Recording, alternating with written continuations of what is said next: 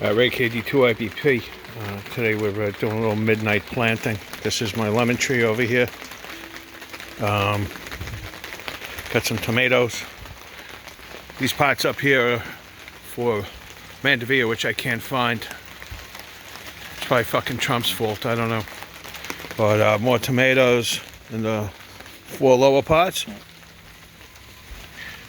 We have some force flower, impatiens on the sides of the force flower. More impatiens hanging from baskets, they'll be repotted. More impatiens, more force flower. We have various herbs over here, including basil, fennel, lavender, curry, some other stuff. I got some watermelon, more impatiens. Vinca vines, I'm gonna try to see how they do as far as ground cover is concerned. Corn. What else do we have here? We have some zucchini, some cucumber, and eggplant, of course.